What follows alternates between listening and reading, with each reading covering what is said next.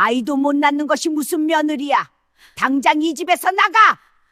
시어머니의 목소리가 귓가를 파고들었습니다. 이 집대는 누가 있느냐? 네가 사람이냐 짐승이냐? 서 씨는 꿈속에서도 고개를 숙이고 있었습니다.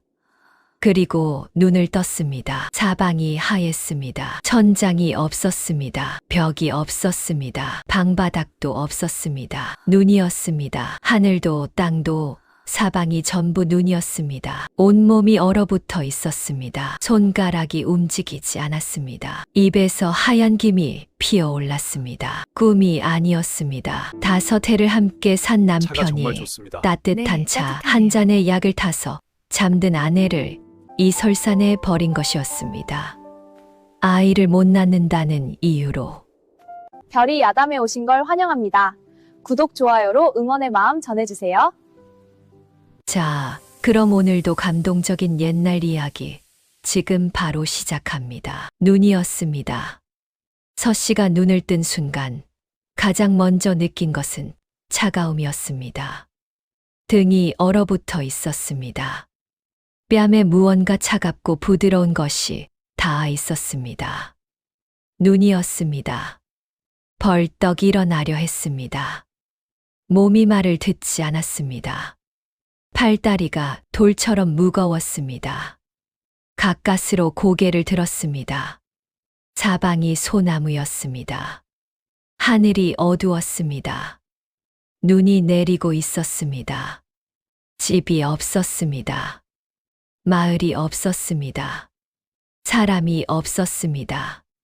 분명 방에서 눈을 감았는데 남편이 가져온 따뜻한 차를 마시고 누웠는데 서 씨의 눈에 지리산 능선이 들어왔습니다. 그리고 모든 것을 깨달았습니다. 나리, 소리가 나왔습니다. 그러나 대답하는 사람이 없었습니다. 소리는 눈 속으로 빨려 들어가 사라졌습니다. 서 씨는 이를 악물고 몸을 일으켰습니다. 눈이 무릎까지 빠져들었습니다. 속옷 하나만 걸친 몸에 바람이 파고들었습니다. 손가락이 이미 감각을 잃어가고 있었습니다. 걸었습니다. 어느 쪽인지 알 수 없었으나 그냥 걸었습니다. 내리막인 것 같은 쪽으로 걸었습니다. 1시간이 지났습니다. 2시간이 지났습니다. 눈이 더 세차게 내렸습니다. 발이 감각을 잃었습니다. 허벅지가 떨렸습니다. 그리고 서 씨는 넘어졌습니다. 눈 위에 쓰러진 채 한동안 일어나지 못했습니다. 일어나야 한다. 일어나야 한다. 마음속으로 외쳤지만 몸이 말을 듣지 않았습니다. 눈이 서 씨의 몸 위로 쌓이기 시작했습니다. 아버지의 얼굴이 떠올랐습니다. 복내의 목소리가 들리는 것 같았습니다. 그리고 시어머니의 말이 떠올랐습니다. 아이도 못 낳는 것이 무슨 며느리야. 서 씨는 눈을 감았습니다. 더 이상 일어날 수 없었습니다. 이대로 눈 속에서 잠드는 것인가. 그때였습니다. 눈밭에서 빛이 났습니다. 황금빛이었습니다. 서 씨는 가까스로 눈을 떴습니다. 숲풀 사이에서 무언가 다가오고 있었습니다. 여우였습니다. 털이 온통 하얀 여우였습니다. 크기는 보통 여우보다 훨씬 컸습니다. 눈동자가 황금빛으로 빛났습니다. 그리고 꼬리가. 서 씨는 숨을 참았습니다. 꼬리가 9개였습니다. 구미호였습니다. 두렵지 않았습니다. 이미 죽어가는 몸이었습니다. 두려움을 느낄 기력조차 없었습니다. 구미호는 서 씨 앞에 다가와 멈추었습니다. 황금빛 눈이 서 씨의 눈과 마주쳤습니다. 그 눈빛에는 분노도 경계도 없었습니다. 분명한 슬픔이 담겨 있었습니다. 구미호의 입술이 움직였습니다. 아직 죽을 때가 아니다. 사람의 목소리였습니다. 낮고 맑은 여자의 목소리였습니다. 서 씨는 그 목소리를 들으며 눈을 감았습니다. 너는 사람이 아니구나. 그래. 나는 사람이 아니다. 그러나 너를 해치러 온 것도 아니다. 구미호가 서 씨의 몸을 9개의 꼬리로 감쌌습니다. 불꽃처럼 뜨겁지는 않았지만 살같이 녹아내리는 것 같은 따뜻함이었습니다. 감각을 잃었던 손가락에 느낌이 돌아왔습니다. 굳었던 팔다리가 풀렸습니다. 따라오거라. 구미호는 앞서 걸었습니다. 눈밭 위를 걷는데 발자국이 남지 않았습니다. 서 씨는 그 뒤를 따라 걸었습니다. 어디로 가는지 알 수 없었습니다. 그러나 이상하게도 두렵지 않았습니다. 이것이 서 씨와 구미호의 첫 만남이었습니다. 구미호는 서 씨를 북쪽 깊은 골짜기로 안내했습니다. 거기에 작은 동굴이 있었습니다. 바위가 겹겹이 쌓인 아래 사람 두셋이 겨우 들어갈 수 있는 크기였습니다. 동굴 안은 바람이 들어오지 않아 밖보다 훨씬 따뜻했습니다. 입구 옆에 마른 나뭇가지가 쌓여 있었습니다. 구미호가 꼬리를 한번 흔들었습니다. 나뭇가지에 불꽃이 피어올랐습니다. 서 씨는 눈을 의심했지만 묻지 않았습니다. 불 앞에 손을 녹이며 구미호를 바라보았습니다. 당신은 왜 나를 살렸습니까? 구미호가 말했습니다. 빚을 갚으러 왔다. 빚이요? 오래전 일이다. 내 친정아버지가 이 산에서 다친 여우 새끼 한 마리를 구해준 적이 있다. 그 여우 새끼가 나다. 서 씨는 눈을 크게 떴습니다. 아버지가. 내 아버지는 나를 품에 안고 산을 내려가 며칠 동안 보살펴 주었다. 다 나은 뒤 나를 산으로 돌려보냈지. 그 은혜를 이제야 갚는 것이다. 서 씨의 눈에 눈물이 맺혔습니다. 아버지. 아버지가 오래전 이런 인연을 남겨두셨구나. 구미호가 말했습니다. 서 씨, 나는 내게 한 가지 말을 해주어야 한다. 예. 사람의 가치는 무엇을 낳느냐에 있지 않다. 서 씨가 눈을 들었습니다. 무엇을 품느냐에 있지. 아이를 낳는 배보다 사람을 살리는 손이 더 귀한 법이니라. 서 씨는 그 말을 들으며 입술을 깨물었습니다. 아이를 못 낳는다는 이유로 설산에 버려진 지금. 그 말이 낯설지 않았습니다. 어디선가 들어본 것 같았습니다. 그 말씀은 전에도 들은 것 같습니다. 구미호가 빙그레 웃었습니다. 그래.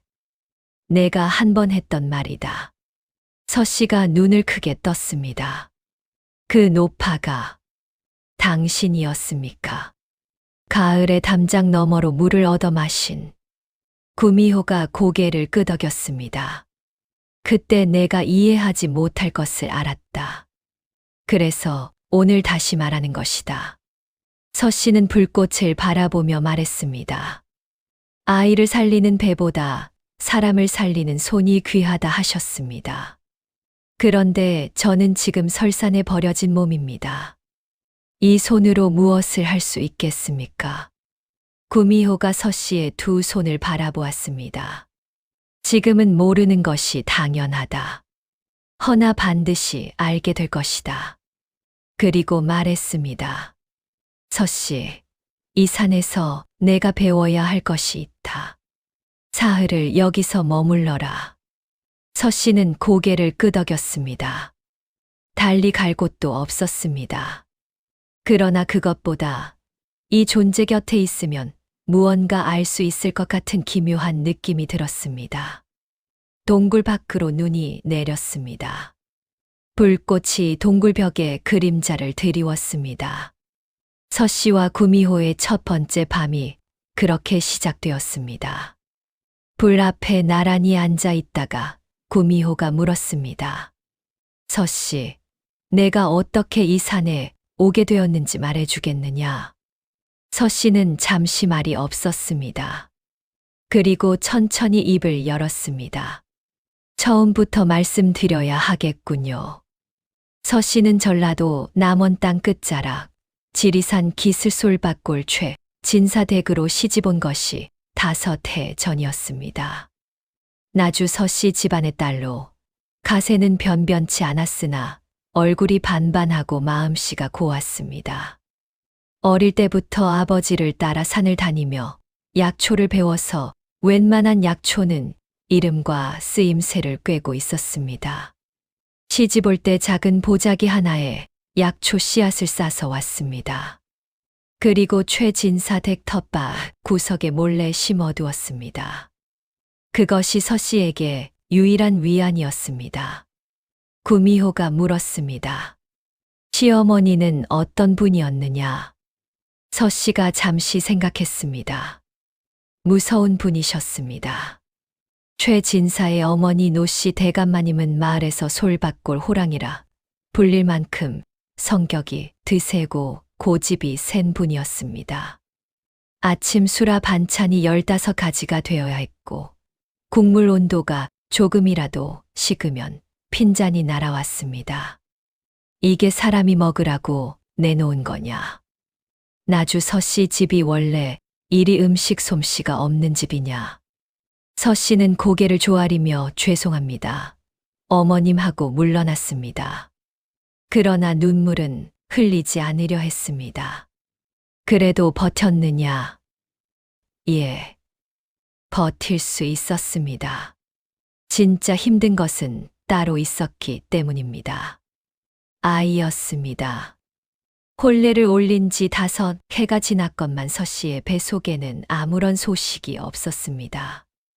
노씨 대감마님은 해가 바뀔 때마다 그 말을 꺼냈습니다. 올해도 소식이 없구나. 왜 자꾸 며느리만 못 쓰는 것들을 드리는 거야? 구미호가 조용히 들었습니다. 서씨가 이어 말했습니다. 시어머니 조카딸이 그 집에 얹혀 살고 있었습니다. 유씨라는 분이었는데 겉으로는 친절했지만 뒤에서는 시어머니께 고자질을 했습니다. 왜? 시어머니가 그분을 남편의 새 부인으로 점찍어두고 있었습니다. 제가 나가면 그 자리가 생기니까요. 구미호가 고개를 끄덕였습니다. 남편은 어떤 사람이었느냐? 서씨는 한동안 말이 없었습니다. 나쁜 사람은 아니었습니다. 허나 어머니의 말이라면 무조건 따랐습니다. 40이 넘도록 그것이 고쳐지지 않았습니다. 서씨가 이어 말했습니다. 첫눈이 내린 날 시어머니가 남편을 불러 저를 내보내라 했습니다. 남편이 반년만 더 기다려 달라고 했고 반년이 지나도 소식이 없으면 내 말대로 하라 하셨습니다. 구미호가 물었습니다. 반년이 지났느냐? 예. 봄이 왔다가 여름이 지나고 다시 가을이 찾아왔습니다. 서씨의 뱃속에는 여전히 아무런 소식이 없었습니다. 노씨 대감마님이 최진사를 불렀습니다. 반년이 지났다. 서씨를 내보내거라. 최진사는 고개를 들지 못했습니다. 내가 직접 하마. 그 한마디에 최진사는 무너졌습니다. 제가 하겠습니다. 그날 밤 유씨가 최진사를 찾아왔습니다. 제가 약방에서 구한 것이 있습니다. 독은 아닙니다. 그저 깊이 잠들게 하는 약입니다. 잠든 사이에 먼 곳으로 모셔다 드리면 서씨 형님도 덜 괴롭고 나리도 덜 괴롭지 않겠습니까? 최진사는 그날 밤 잠을 이루지 못했습니다. 그리고 사흘 뒤, 여보, 이 차 한 잔 드시오. 오늘 많이 고생했으니. 서씨는 두 손으로 찻잔을 받아 마셨습니다. 달큰한 맛이 났습니다. 따뜻했습니다. 그리고 눈이 감겼습니다. 서 씨가 눈을 뜬 곳이 바로 이 설산이었습니다. 구미호는 그 이야기를 다 듣고 오래도록 말이 없었습니다. 서 씨가 말했습니다. 그게 전부입니다. 구미호가 물었습니다. 남편을 원망하느냐? 서 씨는 잠시 생각했습니다. 원망합니다. 그러나 그보다 궁금합니다. 어떻게 그럴 수 있었는지. 구미호가 말했습니다. 그 궁금함이 원망보다 크다는 것이 내가 특별한 이유다. 불꽃이 작아졌습니다. 구미호가 꼬리를 흔들자 다시 타올랐습니다. 서 씨, 내일부터 내가 이 산을 보여주겠다. 내가 배워야 할 것들이 있다. 서 씨는 고개를 끄덕였습니다. 그리고 처음으로 이 설산에서 편안하게 눈을 감았습니다. 구미호가 들은 이야기는 거기까지였습니다. 그러나 그날 밤 최진사 댁에서 실제로 벌어진 일은 서 씨가 모르는 것이 있었습니다. 제가 하겠습니다. 최진사의 입에서 그 말이 나온 뒤였습니다. 노씨 대감마님이 눈을 가늘게 떴습니다. 할 수 있겠느냐? 예. 서 씨를 읍내로 내보내거라. 방 하나 얻어주고. 그걸로 끝이야. 최진사는 고개를 끄덕였습니다. 그러나 그 말이 전부가 아니라는 것을 느꼈습니다. 노씨 대감마님이 덧붙였습니다. 그냥 내보내면 서 씨가 버티려 할 게야. 그의 성격을 내가 모르는 줄 아냐. 절대 순순히 나가지 않아. 그럼 어떻게? 방법은 내가 알아서 해라. 나는 모르는 일이야. 그 말의 의미가 최진사의 가슴을 짓눌렀습니다. 방에 돌아온 최진사는 오래도록 앉아 있었습니다. 어머니 말대로 하면 서 씨는 떠나야 합니다. 그러나 서 씨가 그냥 나가지 않을 것이라는 것도 알았습니다. 5해를 버텨온 사람이었습니다. 최진사는 눈을 감았습니다. 그리고 유 씨의 목소리가 문 밖에서 들려왔습니다. 나리, 안에 계십니까? 최진사가 대답하지 않자 유 씨가 조용히 문을 열었습니다. 나리, 제가 감히 드릴 말씀이 있습니다. 유 씨의 눈빛은 부드러웠습니다. 그러나 그 안에 무언가 날카로운 것이 숨어 있었습니다. 말해보시오. 제가 약방에서 구한 것이 있습니다. 독은 아닙니다. 그저 깊이 잠들게 하는 약입니다.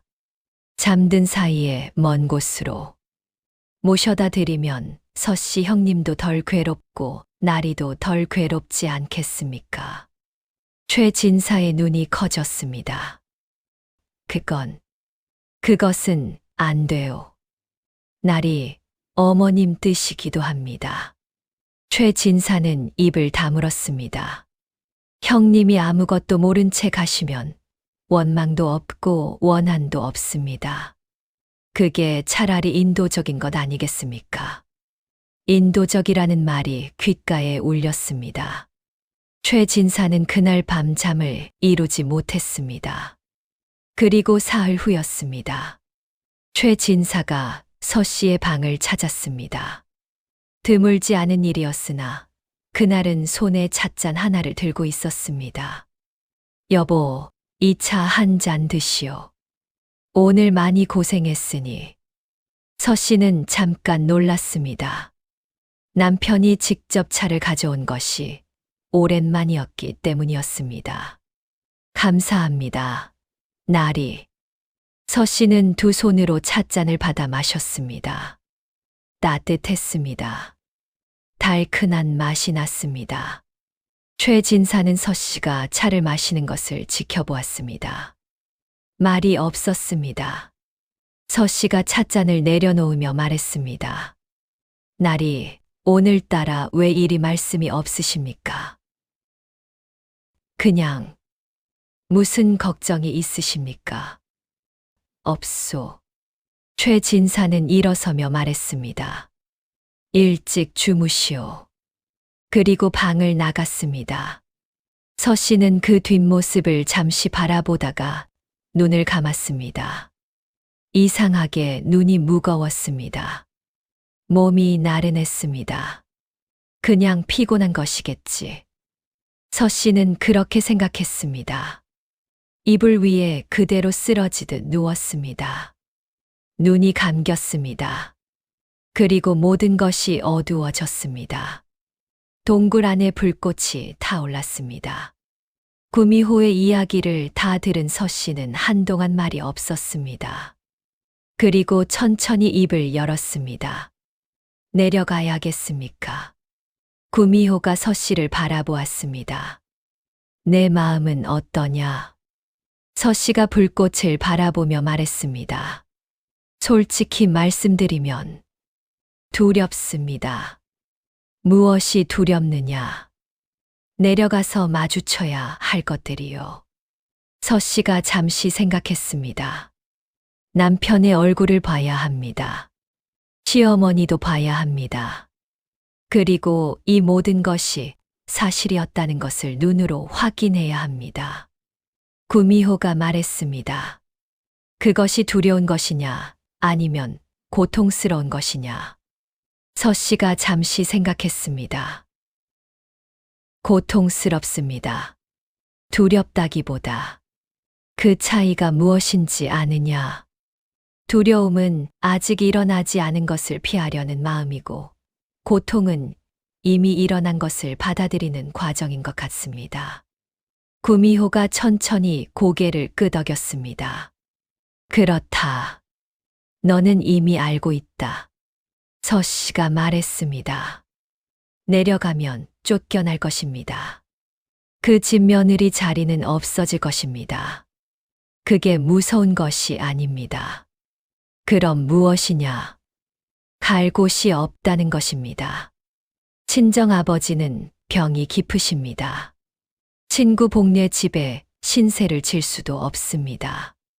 혼자서 어떻게 살아가야 하는지 모르겠습니다. 구미호가 말했습니다. 서 씨, 내가 이 산을 사흘 동안 보여주겠다고 했다.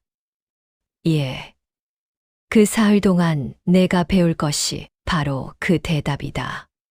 서 씨가 눈을 들었습니다. 어떻게 혼자 살아갈 수 있는지를요? 그래. 내가 이미 가진 것으로. 구미호가 서 씨의 손을 바라보았습니다. 이 손으로. 서 씨는 자신의 두 손을 내려다보았습니다. 배틀을 짜다 굳은 살이 박인 손. 수라를 준비하던 손. 텃밭에서 약초를 다듬던 손.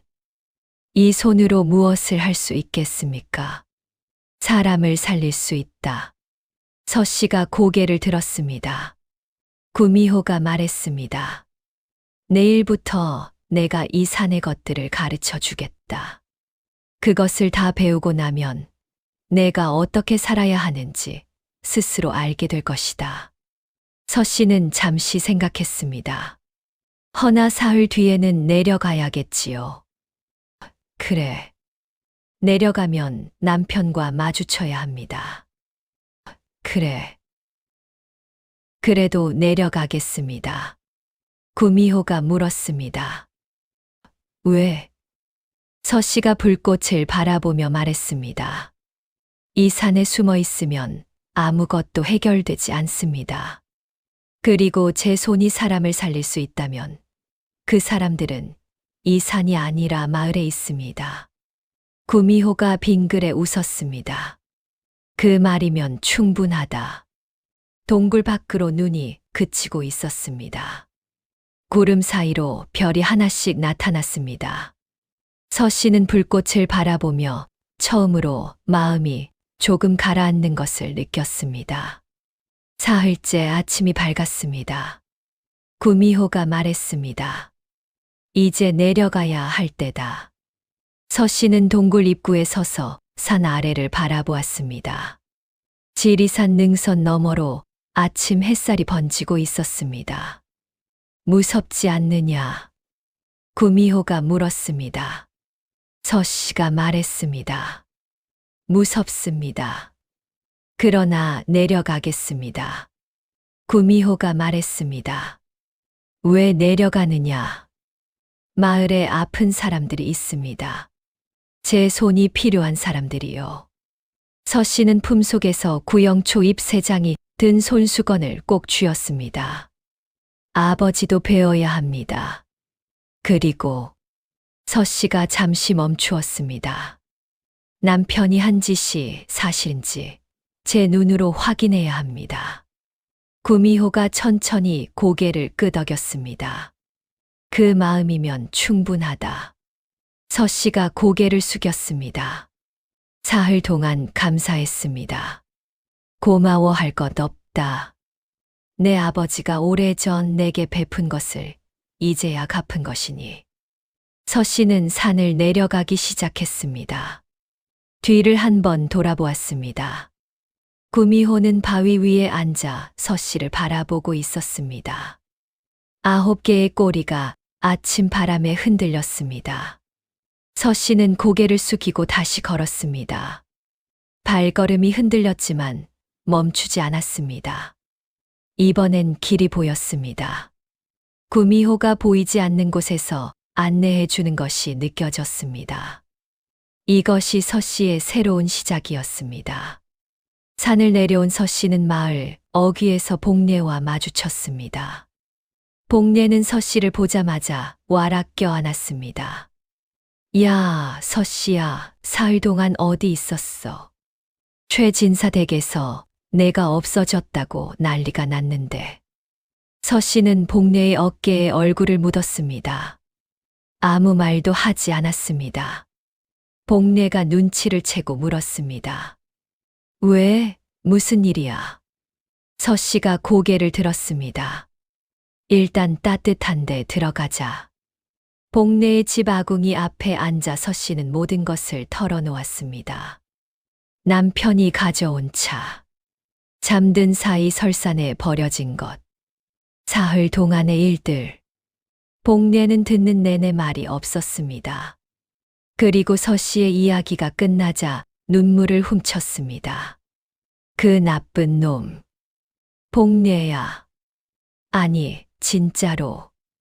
5해를 함께 살았는데 약을 먹여서 설산에 버려. 그게 사람이 할 짓이야? 서씨가 말했습니다. 나는 최진사 댁으로 돌아가지 않겠어. 당연하지. 여기 있어. 우리 집에 있어. 복례야, 너 살림도 빠듯한데. 그게 무슨 소리야. 친구가 설산에서 살아 돌아왔는데. 그리고 복례가 서씨의 손을 잡았습니다. 내가 이 동네에서 할 일이 있잖아. 서씨가 눈을 들었습니다. 정씨 노인한테 가봐. 그분이 오래전부터 너한테 기대가 있으셨잖아. 다음 날 서씨는 읍내장터 정씨 노인의 약방을 찾아갔습니다. 정씨 노인은 서씨가 문을 열고 들어서자 자리에서 일어섰습니다. 서씨, 살아있었구나. 예, 노인장. 무슨 일이 있었느냐? 최진사 댁에서 사흘 동안 찾았다는데. 서씨는 정씨 노인에게 사정을 간략히 이야기했습니다. 그리고 품속에서 손수건을 꺼냈습니다. 노인장, 이것을 보십시오. 정씨 노인이 눈이 커졌습니다. 이게 구영초 아니냐? 예. 지리산에서 구해왔습니다. 정씨 노인이 떨리는 손으로 구영초를 들여다보았습니다. 세상에, 50년 약을 해왔어도 이건 처음 보는구나. 서씨가 말했습니다. 노인장, 이것을 어떻게 써야 하는지 가르쳐 주십시오. 그리고 서씨가 정씨 노인을 똑바로 바라보았습니다. 저와 함께 일해 주실 수 있겠습니까? 정씨 노인이 잠시 서씨를 바라보았습니다. 그리고 빙그레 웃었습니다. 내가 하고 싶던 말을 내가 먼저 했구나. 예. 서씨, 나는 오래전부터 내가 이 약방에 와주기를 기다렸다. 내 아버지가 그랬지. 이 아이가 크면 꼭 약초 일을 시키라고. 서씨의 눈가가 붉어졌습니다. 아버지, 정씨 노인이 말했습니다. 오늘부터 가르쳐 주마. 내가 50년 동안 배운 것을 다. 서씨가 깊이 고개를 숙였습니다. 감사합니다, 노인장. 그것이 서씨에게 처음으로 주어진 자신만의 자리였습니다. 이 집 며느리가 아니라 서씨로서 서 있을 수 있는 자리. 정씨 노인은 그날부터 서씨에게 하나씩 가르쳤습니다. 서씨, 약초를 아는 것과 사람을 아는 것은 다르다. 약초가 병을 고치는 게 아니야. 사람의 몸이 스스로 낫는 것을 약초가 도와주는 것이다. 그 차이가 중요합니까? 가장 중요하다. 약초만 보면 실수하고 사람을 보면 길이 보인다. 서씨는 그 말을 책에 받아 적었습니다. 정씨 노인은 환자를 볼 때마다 서씨를 옆에 세웠습니다. 이 사람 숨소리를 들어봐라. 어떠냐? 가슴 쪽에서 탁한 소리가 납니다. 그래. 폐에 습기가 찼다. 어떤 약을 써야겠느냐? 마황과 행인을 쓰면 될 것 같습니다. 맞다. 그런데 이 사람 나이가 70이다.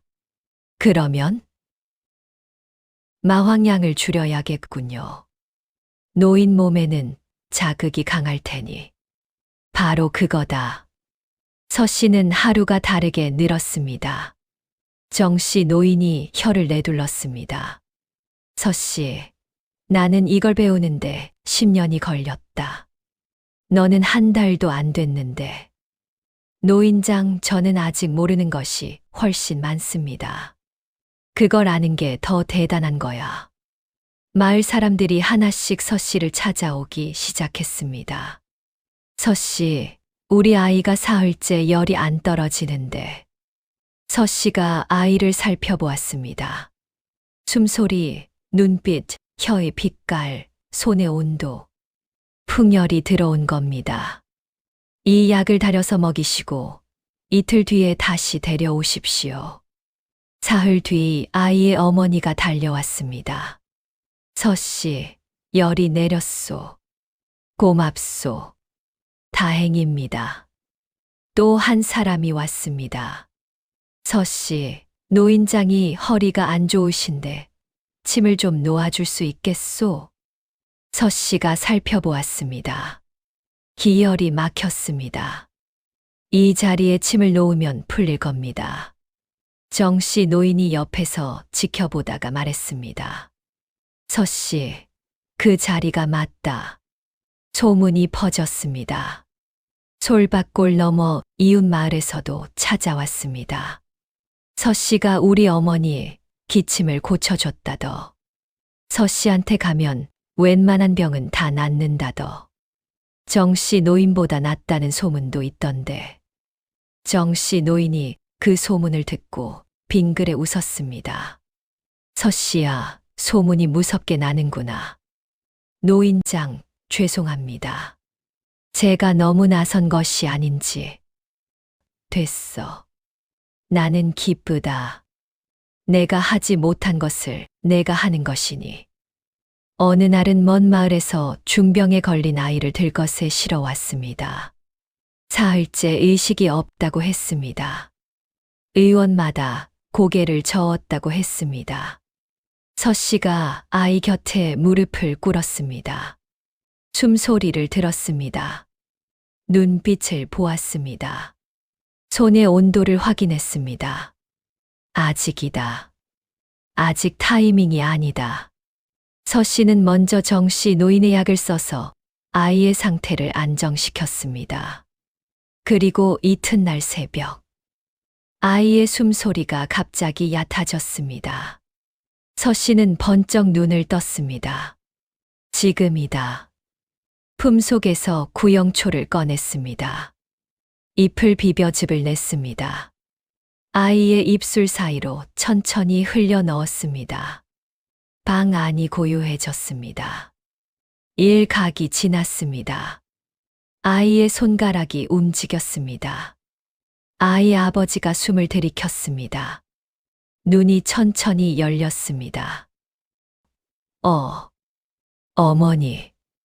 아이의 목소리였습니다. 방 안에 있던 사람들이 일제히 무릎을 꿇었습니다. 서씨, 고맙소. 고맙소. 서씨는 고개를 숙였습니다. 다행입니다. 그날 이후 서씨의 이름은 남원 땅 전역에 퍼졌습니다.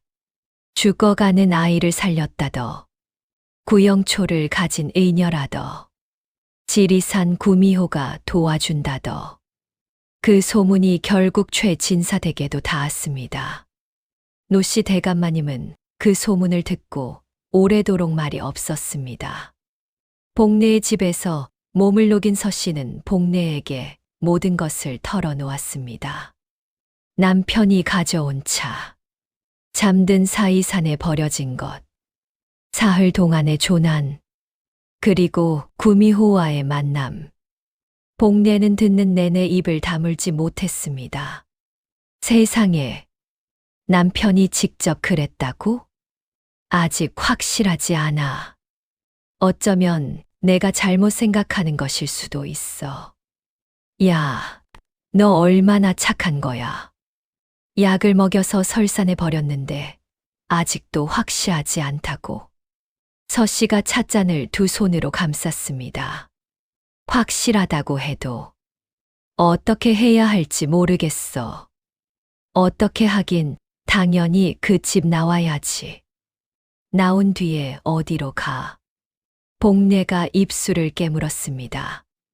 여기 있어. 우리 집에 있어. 복내야, 너 살림도 빠듯한데. 그게 무슨 소리야? 친구가 설산에서 살아 돌아왔는데. 서씨는 잠시 생각했습니다.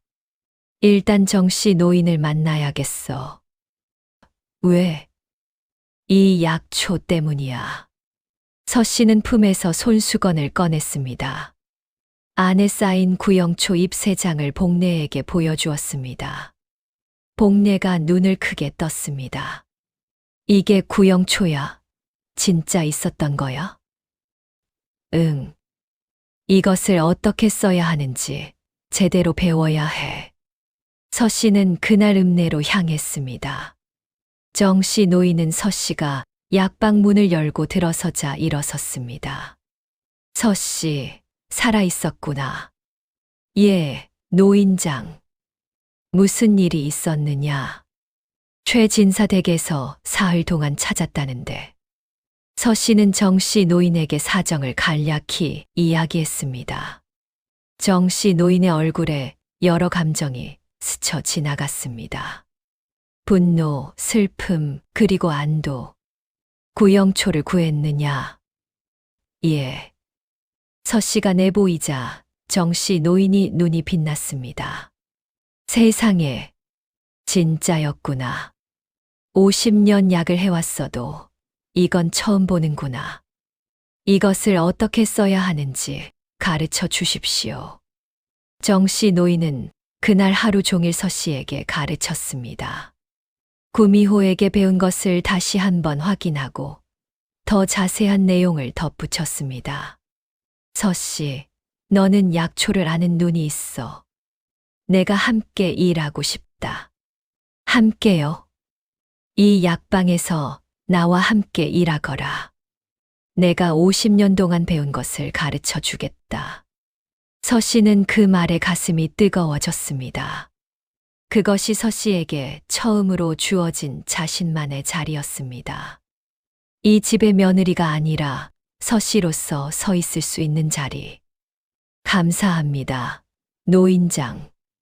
그러나 기쁨과 함께 또 다른 생각이 밀려왔습니다. 최진사 댁으로 돌아가야 하는가? 아버지가 걱정이 되었습니다. 병이 깊은 아버지에게 구영초를 써야 할 것 같았습니다. 서 씨는 결심했습니다. 먼저 친정으로 가겠습니다. 친정에 도착했을 때 아버지는 방에 누워 계셨습니다. 얼굴이 황토빛이었고 숨소리가 가늘었습니다. 아버지. 아버지가 눈을 떴습니다. 서 씨야. 예, 아버지. 왔습니다. 서 씨는 아버지의 손을 잡았습니다. 차가웠습니다. 구미호에게 배운 대로 숨소리를 들었습니다. 눈빛을 확인했습니다. 손의 온도를 느꼈습니다. 아직이다. 아직 타이밍이 아니다. 서 씨는 먼저 연못물을 구해 아버지께 드렸습니다. 산에서 내려올 때 챙겨온 것이었습니다. 하루가 지났습니다. 아버지의 상태가 조금 나아졌습니다. 이틀이 지났습니다. 그런데 사흘째 새벽, 아버지의 숨소리가 갑자기 얕아졌습니다. 서 씨는 잠을 자다가 번쩍 눈을 떴습니다. 아버지의 방으로 뛰어갔습니다. 숨소리가 한 번 멈추었습니다. 눈빛이 초점을 잃기 시작했습니다. 손이 갑자기 차가워졌습니다. 지금이다. 서 씨는 구영초를 꺼냈습니다. 잎을 비벼 즙을 냈습니다. 아버지의 입술 사이로 천천히 흘려 넣었습니다. 방 안이 고요해졌습니다. 일각이 지났습니다. 아버지의 손가락이 서 씨의 손을 꼭 쥐었습니다. 눈이 천천히 열렸습니다. 서 씨야. 예, 아버지. 아버지가 서 씨의 손을 바라보았습니다. 구영초를 구했구나. 예. 구미호를 만났느냐. 서 씨가 고개를 끄덕였습니다. 아버지의 눈가에 눈물이 맺혔습니다. 그 여우 새끼. 살아 있었구나. 그리고 내 딸을 살려주었구나. 예, 아버지. 아버지가 서 씨의 손을 꼭 쥐었습니다. 서 씨야, 아비가 미안하다. 좋은 집에 보내지 못해서. 아버지, 그런 말씀 마십시오. 아니다. 내가 잘못했어. 그 집이 좋은 집인 줄 알았는데. 미안하다. 서 씨는 눈물을 참을 수 없었습니다. 그러나 이 순간은 슬픔의 시간이 아니었습니다. 아버지가 살아났습니다. 그것으로 충분했습니다. 서 씨는 아버지의 손을 두 손으로 꼭 쥐었습니다. 아버지, 저는 괜찮습니다. 그것이 서 씨의 가짜 승리였습니다. 아버지를 살렸습니다. 자신도 살아 있었습니다. 정씨 노인이 함께 하겠다고 했습니다. 모든 것이 잘 풀리는 것 같았습니다. 그러나 진짜 싸움은 아직 시작되지 않았습니다. 소문은 빠르게 퍼졌습니다. 최진사댁 며느리가 지리산에서 살아 돌아왔다더. 구영초를 가져왔다고 하던데. 아픈 아버지를 살렸다고. 마을 사람들 사이에서 서 씨의 이야기가 퍼져나갔습니다.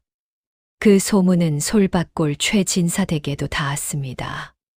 노씨 대감마님은 그 소문을 듣고 눈빛이 굳었습니다.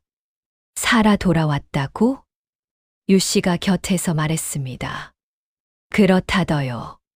지리산에서 사흘을 버텼다고요. 노씨 대감마님의 눈이 가늘어졌습니다. 구영초라고. 그게 뭔데? 전설 속의 약초라 합니다. 죽어가는 사람을 살린다는. 노씨 대감마님이 입술을 굳게 다물었습니다. 최진사는? 유 씨가 눈을 낮추었습니다. 방에 계십니다. 나오질 않으세요. 최진사는 사흘 동안 방에서 나오지 않았습니다. 서 씨가 살아 돌아왔다는 소문을 들었습니다.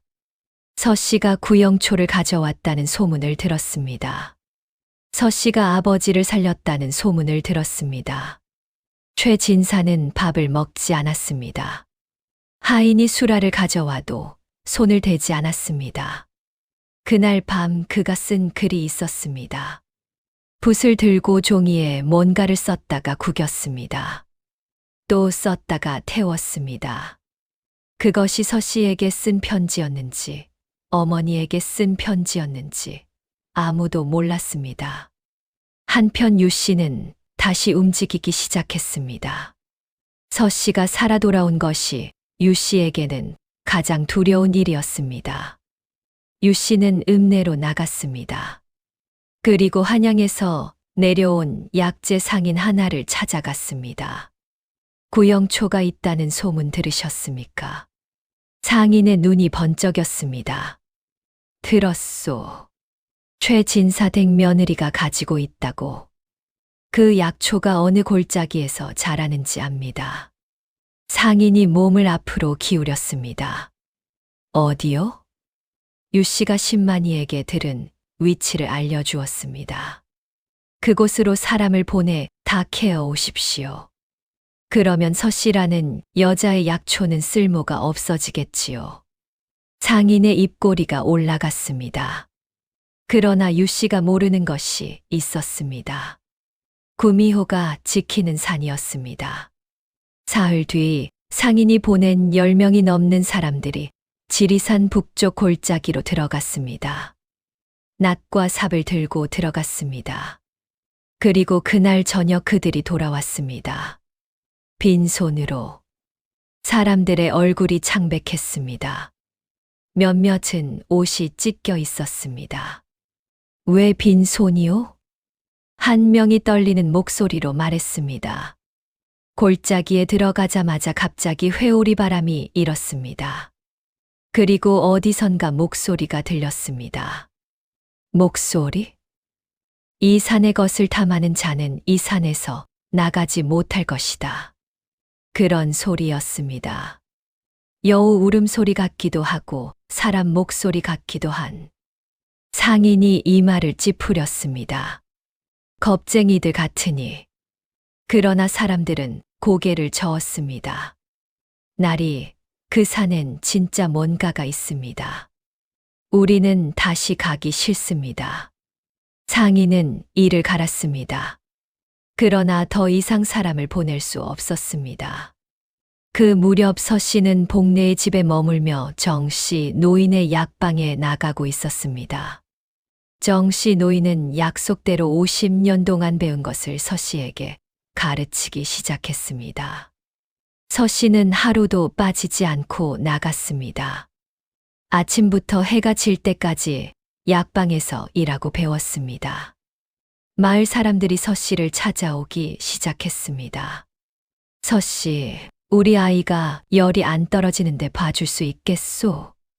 서씨, 내 어미가 기침을 달포째 하는데 약이 없겠소? 서씨는 정씨 노인에게 배운 대로 하나씩 치료했습니다. 서씨 덕에 아이가 나았소. 서씨가 지어준 약을 먹고 어미 기침이 멎었소. 소문이 더 퍼졌습니다. 솔밭골 넘어 이웃 마을에서도 찾아왔습니다. 그러자 노씨 대감마님이 움직였습니다. 관아에 사람을 보냈습니다. 서씨라는 여자가 구미호를 만났다고 합니다. 요물의 힘을 빌려 사람을 고치고 있는 것이 아닌지 조사해 주십시오. 관아에서 사람이 나왔습니다. 서씨를 불러 조사하겠다는 공문이 복내의 집으로 날아왔습니다. 복내가 발을 동동 굴렀습니다. 이게 무슨 짓이야? 시어머니가 관아까지 이용하는 거야? 서씨는 공문을 들고 잠시 생각했습니다. 내가 가겠어. 서씨, 위험해. 잘못한 것이 없으면 두려울 것이 없어. 서씨는 관아로 향했습니다. 고을원님은 나이 50이 넘은 엄격한 양반이었습니다. 내가 서씨냐? 예. 구미호를 만났다고 하던데. 예, 만났습니다. 원님이 눈썹을 치켜 올렸습니다. 구미호에게서 약을 받았느냐? 약을 받은 것이 아닙니다. 약초의 위치를 알게 된 것입니다. 구영초라는 약초입니다. 저는 그것을 직접 채취했습니다. 구미호가 안내했다면 요물의 힘을 빌린 것이 아니냐. 원님 산에서 길을 잃었을 때 나타난 여우 한 마리가 방향을 알려준 것입니다. 그것이 요술입니까? 원님이 잠시 말이 없었습니다. 약초를 아는 사람인지 확인하겠다. 아전을 불러 약초 10가지를 가져오게 했습니다. 서 씨는 조금도 주저하지 않고 하나씩 말했습니다. 환기입니다. 기력을 높이고 면역을 강하게 합니다. 당귀입니다. 피를 보하고 혈액 순환을 돕습니다. 천문동입니다. 폐를 윤택하게 하고 기침을 가라앉힙니다. 오미자입니다. 간을 보하고 눈을 밝게 합니다. 두충입니다. 뼈와 근육을 강하게 합니다. 익모초입니다. 부인병의 두루스입니다. 석창포입니다. 정신을 맑게 하고 귀를 밝게 합니다. 목단피입니다. 열을 내리고 혈액을 식힙니다. 복령입니다. 마음을 안정시키고 소화를 돕습니다. 방풍입니다. 풍사를 막고 몸을 따뜻하게 합니다. 방 안이 조용해졌습니다. 아전이 원님에게 귓속말을 했습니다. 날이 모두 정확합니다. 원님이 서 씨를 오래 바라보았습니다. 이 정도로 약초를 아는 사람은 드물구나. 친정아버지께 어릴 때부터 배웠습니다. 요술이나 무속의 증거가 없다. 돌아가거라. 서 씨는 관할을 나왔습니다. 위기는 넘겼습니다. 그러나 그것이 끝이 아니었습니다.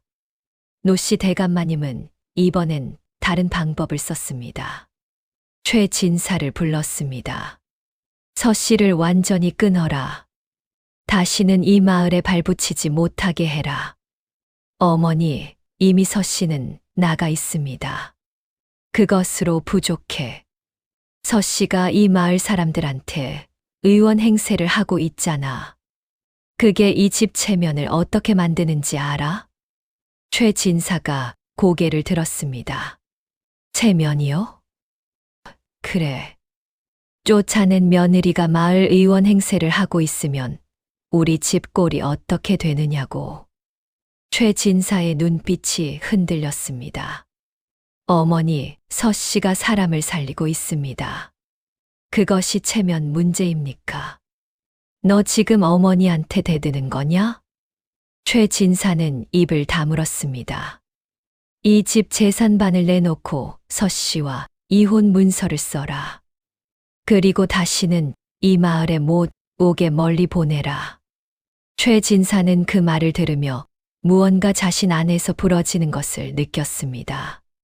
그날 밤 최진사는 홀로 마당에 나왔습니다. 느티나무 아래 도락 앞에 섰습니다. 달이 떠 있었습니다.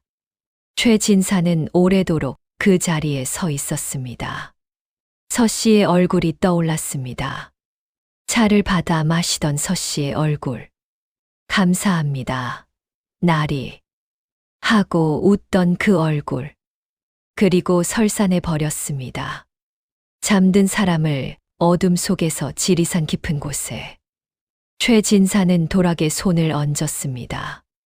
차가웠습니다. 그 순간 마당 저편에서 낯선 기운이 느껴졌습니다. 최진사가 고개를 들었습니다. 담장 위에 하얀 여우 한 마리가 앉아 있었습니다. 그 눈이 황금빛으로 빛났습니다. 최진사는 굳었습니다. 여우가 입을 열었습니다. 최진사. 사람의 목소리였습니다. 최진사는 뒤로 물러서려 했습니다. 도망치지 마라. 내가 들어야 할 말이 있다. 최진사가 굳어서 섰습니다. 여우가 말했습니다. 내가 한 짓을 나는 보았다. 최진사의 얼굴이 창백해졌습니다. 약을 먹여 잠든 아내를 설산해 버렸다. 그 아내가 눈밭에서 죽어가는 것을 내가 보았다. 그건 변명하지 마라. 구미호의 목소리가 낮아졌습니다. 내 아내는 살았다. 내가 살렸다. 그리고 그 아내가 사람을 살리고 있다. 최진사는 말을 잊지 못했습니다. 너는 어머니의 말이라면 무엇이든 따른다. 그것이 효도인 줄 알겠지. 허나 그것은 효도가 아니다. 그것은 비겁함이다. 최진사의 눈에 눈물이 맺혔습니다. 서 씨가 내게 무엇을 잘못했느냐? 대답이 없었습니다. 아무것도 없다. 내 아내는 5해를 이 집에서 성실하게 살았다. 그런데 너는 약을 먹여 설산해 버렸다. 나는 어머니가 시켰다고 하고 싶은 거냐? 최진사는 고개를 숙였습니다. 어머니가 시킨 것도 맞다. 허나 그 일을 한 것은 너다. 어머니의 손이 아니라 내 손이 그 차를 가져갔다. 긴 침묵이 흘렀습니다. 구미호가 말했습니다. 서 씨는 아직 모른다. 내가 한 짓을. 최진사가 눈을 들었습니다. 언제까지 모를 것인가? 내가 결정하겠다. 그 전에 내가 스스로 할 일을 하거라. 구미호는 더 말하지 않았습니다. 담장 위에서 사라졌습니다. 최진사는 그 자리에 한참을 서 있다가 마당에 무릎을 꿇었습니다. 누가 보는 사람도 없었습니다. 차가운 마당돌 위에 무릎을 꿇고 한동안 움직이지 않았습니다. 며칠이 지났습니다. 서 씨는 정 씨 노인의 약방에서 일하며 복례의 집에서 지냈습니다. 그러던 어느 날 아침 복례가 심각한 얼굴로 들어왔습니다. 서 씨야, 할 말이 있어. 뭔데? 최진사 댁에서 이혼 문서가 왔어. 서 씨는 복례가 내미는 문서를 받았습니다. 펼쳐보았습니다. 최진사의 이름이 있었습니다. 도장이 찍혀 있었습니다. 다시는 최 씨 집안의 며느리로 인정하지 않는다는 내용이었습니다. 서 씨는 그 문서를 들고 한동안 말이 없었습니다. 복례가 서 씨의 눈치를 보았습니다. 괜찮아? 응. 그게 괜찮은 거야? 그 집이 이혼 문서를 보냈는데. 서 씨가 천천히 고개를 끄덕였습니다. 어차피 그쪽에서 먼저 버렸잖아. 문서가 오는 게 늦은 거지. 서 씨, 나는 괜찮아. 그러나 거짓말이었습니다. 문서를 보고 나자 그제야 현실이 실감이 났습니다. 5해였습니다. 새벽부터 일어나 마당을 쓸고 수라를 준비하고 배를 짜고 참고 또 참고 그 5해가 이 문서 한 장으로 끝났습니다. 서 씨는 복례 몰래 마당으로 나왔습니다. 하늘을 올려다보았습니다. 눈물이 나지 않았습니다.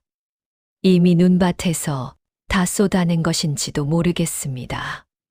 그런데 그때 또 다른 소식이 들려왔습니다. 마을 사람 하나가 달려왔습니다. 서 씨 없소. 큰일 났소. 무슨 일이오? 최진사 댁 대감마님이 쓰러지셨소. 의원이 와도 모지 일으킨다고 하는데. 서 씨는 그 말에 굳었습니다. 이혼 문서를 손에 쥔 채로. 노 씨 대감마님. 자신을 내쫓으라고 한 시어머니. 남편을 시켜 약을 먹이고 설산에 버리게 한 시어머니. 그 사람이 쓰러졌다고 했습니다. 서 씨는 손에 든 이혼 문서를 바라보았습니다. 품속에 있는 구영초 잎 2장이 떠올랐습니다. 서 씨는 눈을 감았습니다. 서 씨는 그 자리에 한동안 서 있었습니다. 가야 하는가 가지 말아야 하는가? 이혼 문서가 손에 있었습니다. 저 집은 이제 내 집이 아니었습니다. 저 사람은 이제 내 시어머니가 아니었습니다. 내가 왜 가야 하는가?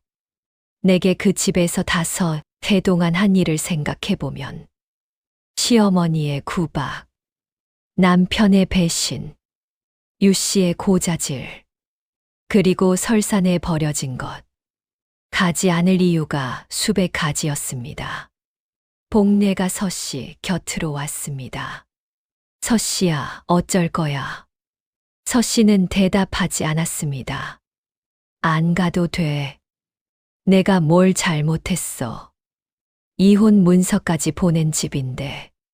서씨는 먼 산을 바라보았습니다. 지리산이 보였습니다. 그 산에서 구미호가 했던 말이 떠올랐습니다. 아이를 낳는 배보다 사람을 살리는 손이 더 귀한 법이니라. 그리고 이 약초로 사람을 살리거라. 그 손을 써라. 서씨는 품속의 구영초를 손으로 느꼈습니다. 이것을 쓸 사람이 누구인가? 그것이 질문이었습니다. 이 약초는 죽어가는 사람을 살리는 것이었습니다. 그 사람이 나에게 잘해준 사람이어야 한다는 조건이 있는가? 없었습니다. 구미호는 그런 말을 하지 않았습니다. 그냥 진짜로 죽어가는 사람에게만 써라고 했습니다. 서씨는 눈을 감았습니다. 아버지의 말이 떠올랐습니다. 다친 여우 새끼를 보면 그냥 지나치면 안 된다. 다친 것은 다친 것이야. 누가 왜 다쳤든 간에 친정아버지는 그 마음으로 어린 여우를 살렸습니다. 그 마음이 돌고 돌아 딸을 살렸습니다.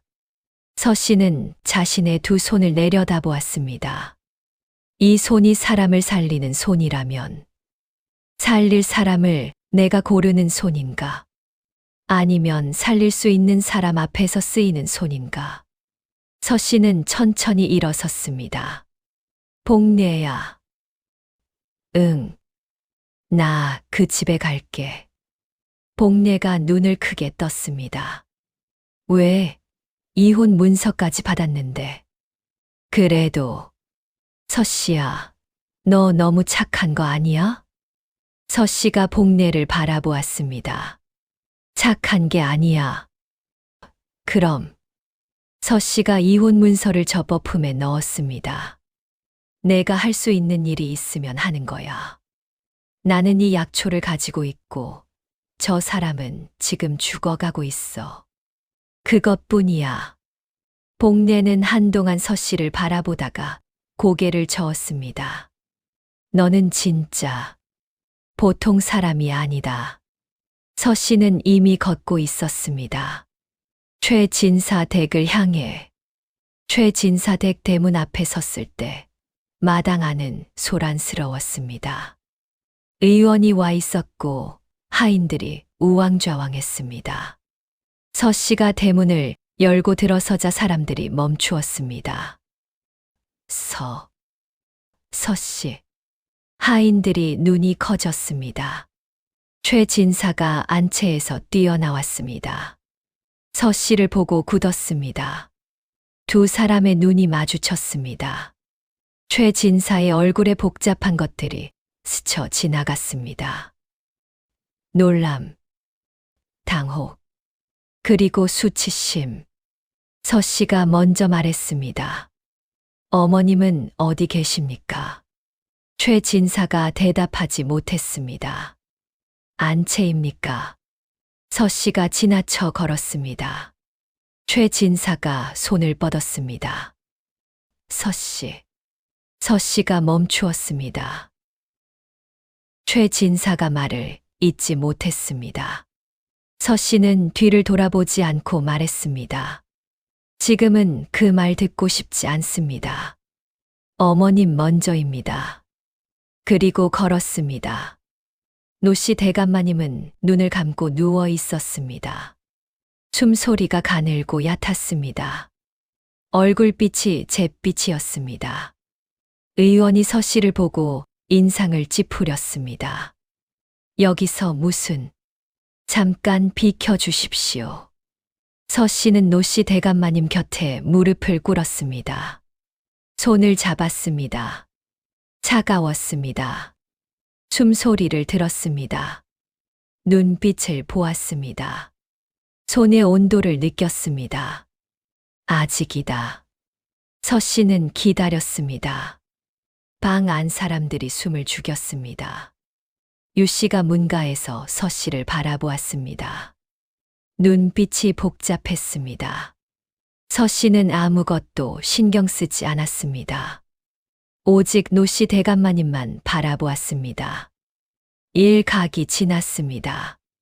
노 씨 대감마님의 숨소리가 갑자기 얕아졌습니다. 서 씨는 품속에서 구영초를 꺼냈습니다. 지금이다. 잎을 비벼즙을 냈습니다. 노 씨 대감마님의 입술 사이로 천천히 흘려 넣었습니다. 방 안이 고요해졌습니다. 아무도 말하지 않았습니다. 숨소리도 내지 않았습니다. 그리고 일각이 지났습니다.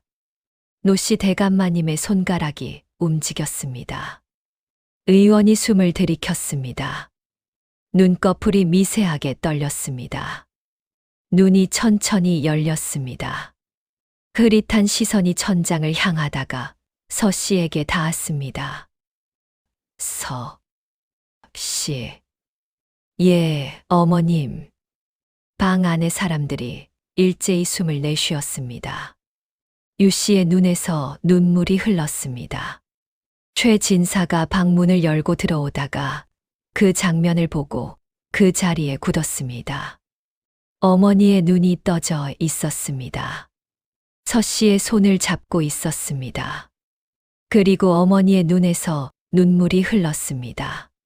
최 진사는 그 모습을 어머니에게서 처음 보았습니다. 노 씨 대감마님이 기력을 어느 정도 회복하자 방 안의 사람들이 하나씩 나갔습니다. 서 씨가 일어서려 하자 노 씨 대감마님이 손을 잡았습니다. 가지 마라. 서 씨가 멈추었습니다. 잠깐만. 방 안에 둘이 남았습니다. 노 씨 대감마님이 오랜 시간 천장을 바라보았습니다. 그리고 말했습니다. 서 씨야. 예. 내가 나를 살렸느냐? 예. 왜 왔느냐? 이혼 문서도 받았을 텐데. 서 씨는 잠시 말이 없었습니다. 받았습니다. 그런데 왜? 어머님이 죽어가신다고 해서요. 노 씨 대감마님의 눈에서 다시 눈물이 흘렀습니다. 내가 너한테 못할 짓을 했다. 서 씨는 대답하지 않았습니다. 아이를 못 낳는다고 내쫓으려 했다. 그것도 모자라. 노 씨 대감마님의 목소리가 떨렸습니다. 내가 아들한테 시켰다. 약을 먹여서 산에 버리라고. 서 씨의 등이 굳었습니다. 알고 있었습니다.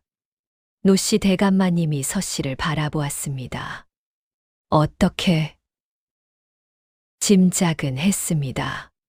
두 사람 사이에 침묵이 흘렀습니다. 노 씨 대감마님이 말했습니다.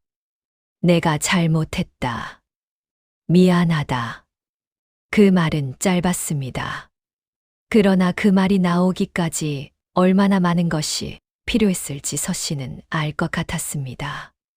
어머님, 기력이 돌아오시면 더 드실 약이 있습니다. 정 씨 노인과 함께 처방을 내겠습니다. 서 씨야. 예. 이 집에 다시 돌아올 생각이 있느냐? 서 씨는 잠시 말이 없었습니다. 없습니다. 노 씨 대감마님이 눈을 감았습니다. 그렇겠지. 당연하지. 서 씨가 일어섰습니다. 그리고 방을 나가려다 멈추었습니다. 어머님. 응.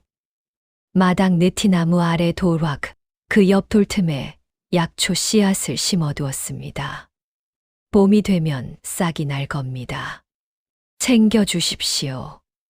노씨 대감마님은 대답하지 않았습니다. 서씨는 방을 나왔습니다. 마당에 최진사가 서 있었습니다. 두 사람이 마주쳤습니다. 최진사가 말했습니다. 서씨. 서씨가 걸음을 멈추었습니다. 내가. 나리. 서씨가 먼저 말했습니다. 저는 나리를 원망합니다. 최진사가 고개를 숙였습니다. 그러나 그것과 별개로 어머님은 치료해 드릴 것입니다. 약이 필요하시면 정시 노인 약방으로 오십시오. 서씨, 나는 이것은 제가 할 수 있는 전부입니다. 서씨는 그 자리를 걸어 나왔습니다. 대문을 나서자 복례가 밖에서 기다리고 있었습니다. 서씨의 눈을 보더니 복례가 그냥 옆에 섰습니다. 아무 말도 하지 않고 두 사람은 나란히 걸었습니다. 마을 길을 따라 걸어가면서 서씨는 한 번도 뒤를 돌아보지 않았습니다. 그로부터 며칠 뒤였습니다. 최진사 댁에서 일이 벌어졌습니다. 유씨가 스스로 짐을 꾸렸습니다. 노씨 대감마님이 회복하는 과정에서 모든 것이 드러났습니다. 상인에게 산 위치를 팔아넘긴 것, 관아의 서씨를 고발한 것, 유씨는 노씨 대감마님 앞에 무릎을 꿇었습니다. 대감마님, 저는 이 집에 있고 싶었습니다. 그게 잘못이었습니다. 노씨 대감마님은 오래도록 유씨를 바라보았습니다. 가거라. 유씨가 고개를 숙이며 일어섰습니다. 마당을 나가는 유씨의 뒷모습에 노씨 대감마님이 말했습니다. 갈 곳이 없으면 읍내에 방 하나 얻어주마. 그것으로 끝이다. 유씨는 대답하지 않고 나갔습니다. 최진사는 어느 날 홀로 복례의 집을 찾아왔습니다.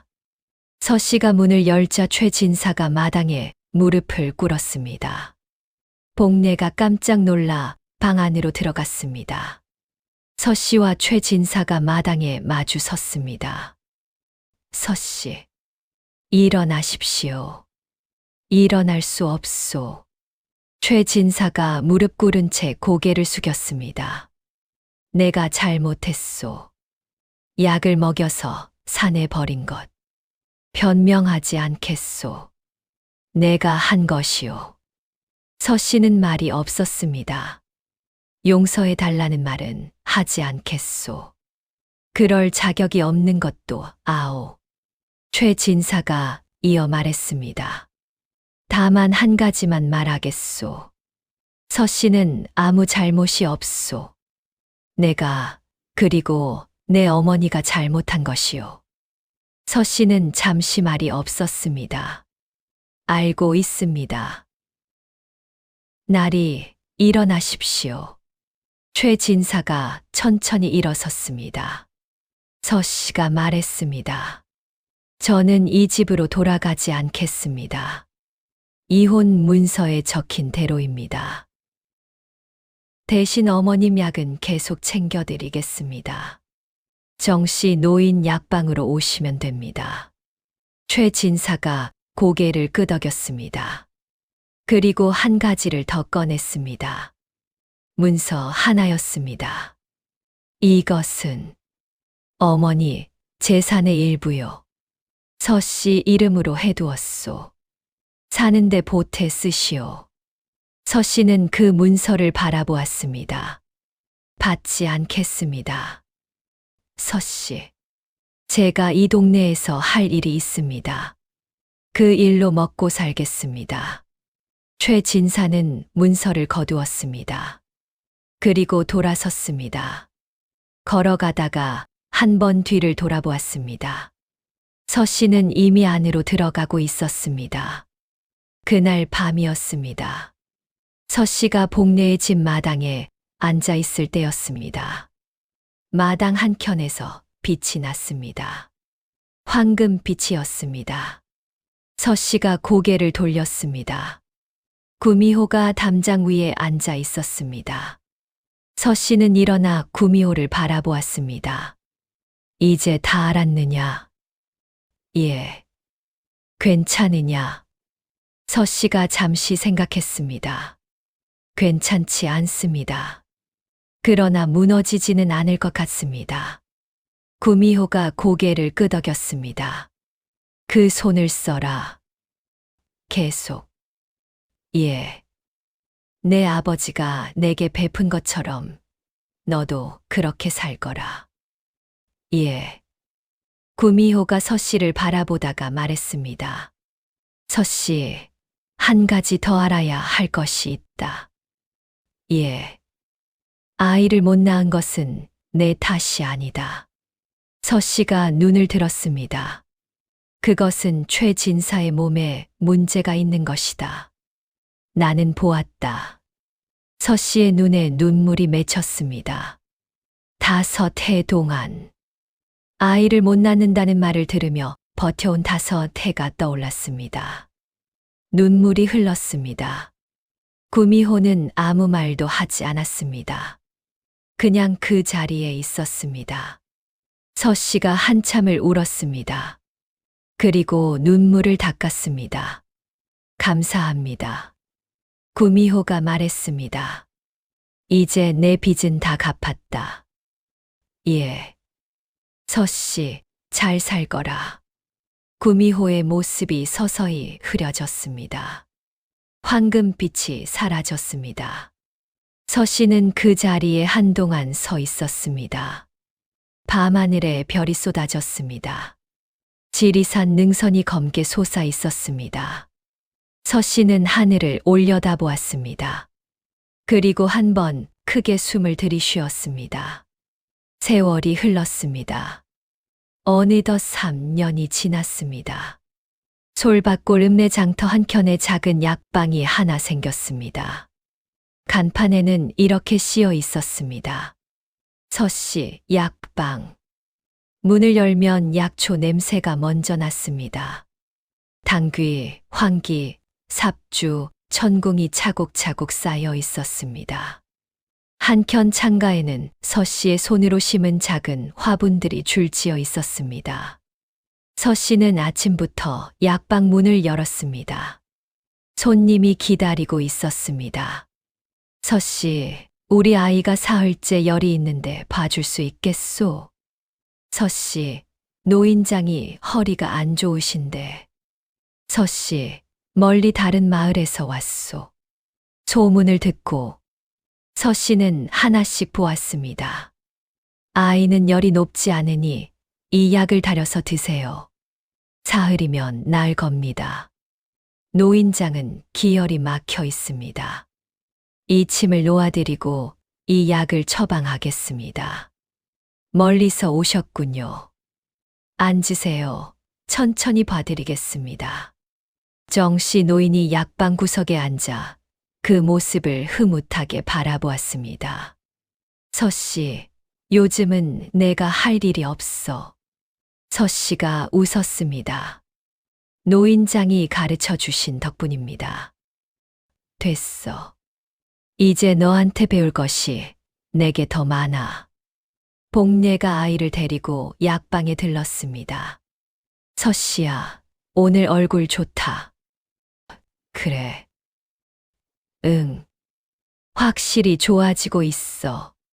서 씨는 손에 들고 있던 약재를 내려놓고 잠깐 마당으로 나왔습니다. 봄이었습니다. 장터에 사람들이 오가고 있었습니다. 어디선가 아이 웃음소리가 들렸습니다. 서 씨는 하늘을 올려다보았습니다. 구름이 천천히 흘러갔습니다. 멀리 지리산 능선이 초록으로 물들어 있었습니다. 저 산 어딘가에 구미호가 있을 것이었습니다. 9 꼬리를 흔들며 이 마을을 내려다보고 있을 것이었습니다. 서 씨는 그쪽을 향해 살며시 고개를 숙였습니다. 그리고 약방 안으로 다시 들어갔습니다. 기다리는 사람들이 있었습니다. 한편 최 진사댁에는 그 후 어떤 일이 있었는가? 최진사는 그 이듬해 과거 시험을 위해 한양으로 떠났습니다. 그러나 시험을 보지 못했습니다. 한양으로 가는 길에 병이 들어 쓰러졌고 아무도 모르는 객지에서 홀로 알았습니다. 어머니의 뜻에 따라 서씨를 설산에 버린 죄. 그것이 최진사의 가슴 속에서 떠나지 않았습니다. 병은 몸이 아니라 마음에서 온 것이었습니다. 노씨 대감마님은 그 소식을 듣고 친히 한양으로 올라가 아들을 데려왔습니다. 아들의 손을 잡고 돌아오는 내내 노씨 대감마님은 아무 말도 하지 않았습니다. 솔밭골로 돌아온 최진사는 다시 일어나지 못했습니다. 그리고 이듬해 봄 43세 나이로 세상을 떠났습니다. 마을 사람들은 수군거렸습니다. 죄 지은 사람은 하늘이 다 보고 있다더니 설산에 멀쩡한 아내를 버렸으니 노씨 대감마님은 아들을 보내고 난 뒤 크게 쇠약해졌습니다. 약이 필요했습니다. 그 약을 가져다 주는 사람은 서씨였습니다. 한 달에 한 번 약방에서 직접 지어 하인편에 보냈습니다. 노씨 대감마님은 그 약을 받을 때마다 아무 말도 하지 않았습니다. 그러나 한 번도 돌려보내지 않았습니다. 아이를 낳는 배보다 사람을 살리는 손이 더 귀한 법이라 했습니다. 서씨는 그 말을 처음 들었을 때 이해하지 못했습니다. 자신에게 필요한 것은 아이를 낳는 몸이지 사람을 살리는 손이 아니라고 생각했으니까요. 그러나 가장 어두운 밤, 눈밭에 쓰러져 죽어가는 순간에야 알았습니다.